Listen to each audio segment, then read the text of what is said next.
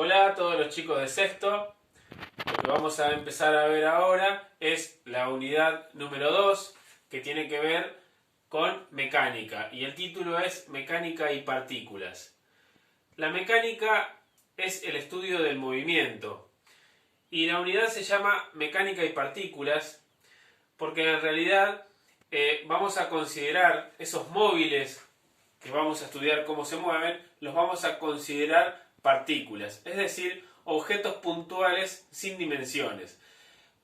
Cuando realizamos un estudio de ese tipo se lo denomina mecánica de la partícula, ¿sí? No consideramos las dimensiones del objeto porque de lo contrario el cálculo sería más complejo, porque ese objeto podría rotar sobre su eje, ¿no? Trasladarse. Entonces nosotros no vamos a considerar sus dimensiones, simplemente se lo va a considerar un punto. De ahí que se llame mecánica de la partícula o mecánica de partículas. Dentro de la mecánica vamos a ver lo que es cinemática. Y cinemática es el estudio del movimiento de los cuerpos. Es la rama de la física que estudia el movimiento de los cuerpos, sin tener en cuenta las causas que lo producen. Eso lo va a hacer la dinámica, ¿sí? Vamos a ir de a poquito. ¿Y qué es el movimiento? Bueno, para hablar de movimiento es necesario tener un sistema de referencia respecto del cual yo puedo decir si me muevo o no. Porque yo puedo decir que en este momento estoy quieto o estoy en reposo. Sin embargo, yo debería aclarar, estoy en reposo respecto de la habitación o respecto de mi pizarra. Sin embargo, yo me estoy moviendo a 100.000 km por hora alrededor del Sol, ¿sí? Muchas veces no aclaramos respecto de qué nos movemos, porque a veces lo damos por sentado. Si yo voy en un auto de una ciudad a otra, en realidad me estoy moviendo respecto de la ciudad de donde partí, ¿sí? Porque en realidad el reposo, vamos a ver que es un concepto que no existe, porque no existe algo que esté quieto, todo se está moviendo respecto de todo, ¿sí? Bueno, continuamos viendo el movimiento y un móvil que se desplaza, su posición a medida que transcurre el tiempo la podemos representar como posiciones en los ejes. Si yo me desplazo en línea recta, es decir, en una única dimensión, las posiciones que voy ocupando las puedo representar como posiciones en el eje X. Si yo me muevo en línea recta, me voy a mover en la dirección del eje X y un punto en donde yo puedo estar lo voy a representar como una posición del eje X. Si yo, en vez de moverme en línea recta, o sea, me muevo en línea recta pero lo hago en forma vertical, puedo representar una posición como puntos del eje Y. Si yo en vez de moverme en línea recta me muevo en un plano, entonces la posición la voy a representar no solo con un punto del eje X, sino con un par ordenado que va a tener una coordenada X y una coordenada Y. Este va a ser el punto 1 va a ser X1 y 1. Va a tener un par ordenado. Y si yo me muevo en el espacio, como puede ser el caso de un avión o una mosca, si yo quiero representar su posición, no me va a alcanzar con el plano, entonces lo voy a tener que representar en 3 dimensiones. Y para representar un punto en el espacio en 3 dimensiones, lo voy a tener que hacer con una terna que va a ser la coordenada X, la coordenada Y y la coordenada Z. Y así represento un punto en 3 dimensiones.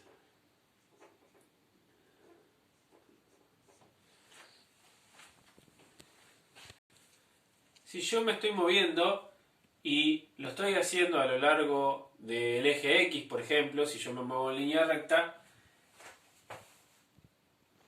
X1 va a marcar una posición y X2 va a marcar una posición posterior. Entre el punto P1 y el punto P2 yo tuve un desplazamiento porque me moví desde el punto P1 hasta el punto P2. ¿Cómo calculo ese desplazamiento? Que me indica esta flecha, este vector. Bueno, ese cambio de posición lo puedo calcular haciendo la posición final menos la posición inicial. Entonces, en este caso, el cambio de posición va a ser X2 menos X1.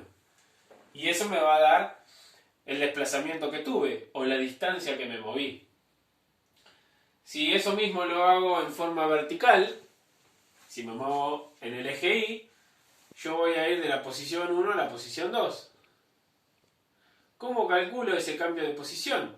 Bueno, el cambio de posición va a ser la posición final menos la posición inicial. Y en este caso va a ser I2 menos I1. Y eso me va a dar lo que me desplacé en altura, o lo que yo me moví, la distancia que recorrí, en este caso para arriba. Si yo me estoy moviendo en el plano, y en un momento dado estoy en un punto, y un instante más tarde estoy en otro punto, yo obtuve un desplazamiento porque me moví, y lo represento con un vector. ¿Cómo calculo ese desplazamiento? Bueno, ese desplazamiento va a ser la posición final menos la posición inicial. Esto va a ser P2 menos P1. ¿Y cómo calculo esto? Bueno, va a ser X2 menos X1. Me va a dar la coordenada X del punto. I2 menos I1. Y eso me da la coordenada Y del punto. Nuevamente, la distancia que me desplacé o el cambio de la posición me va a dar un valor X y un valor Y, que va a ser el resultado de esto. ¿Sí? Si yo ahora me muevo en 3 dimensiones, ocurre lo mismo. Tengo un desplazamiento desde el punto inicial al punto final. ¿Cómo calculo ese desplazamiento? Bueno, ese cambio de posición va a ser la posición final, que va a ser el punto 2, menos el punto 1. ¿Cómo calculo eso? Bueno, las coordenadas resto las coordenadas de cada punto. Esto va a ser igual X2 menos I1, I2 menos I1, y Z2 menos Z1. Y eso me va a dar 3 componentes, X, Y y Z, que va a ser el desplazamiento que yo tuve. Otra definición importante para el movimiento es la trayectoria, que es el camino que sigue el móvil. Es decir, las sucesivas posiciones que va ocupando a medida que transcurre el tiempo, el móvil describe lo que se llama su trayectoria. Es el camino que va construyendo a medida que pasa el tiempo. Y si el movimiento es rectilíneo, su trayectoria es una recta.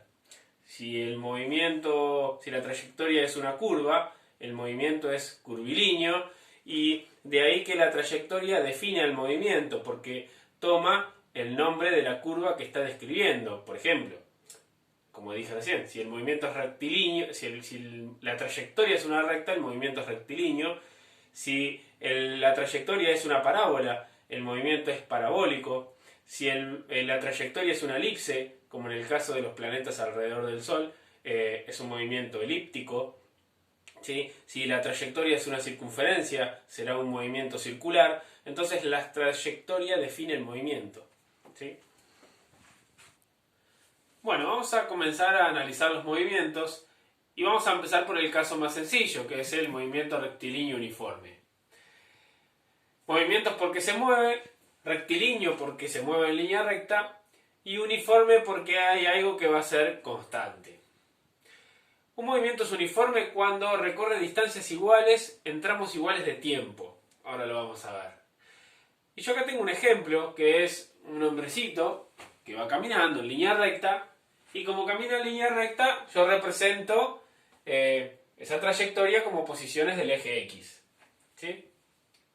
Y acá me dice que, bueno, desde los 2 metros hasta los 4 metros tardó un segundo, desde los 4 metros hasta los 6 metros tardó otro segundo, de los 6 a los 8 tardó otros segundos, y bueno, si uno lo ve se da cuenta de que está avanzando a razón de 2 metros por cada segundo, ¿no? Cada segundo que pasa el hombrecito recorre 2 metros. ¿Sí? Acá podemos definir algo que es la velocidad, y es el cociente entre el desplazamiento que se produce y el intervalo de tiempo en el que se produce, valga la redundancia. Cuando yo expreso delante de una magnitud de este triángulo, que es la letra griega delta mayúscula, significa variación de esa magnitud, ¿sí? Intervalo de posición, intervalo de tiempo, ¿sí? Y en este caso, si yo quisiera calcular la velocidad de este hombrecito en cualquier intervalo, en cualquier posición y en cualquier intervalo de tiempo, va a ocurrir que es constante, ¿sí? Lo vamos a hacer.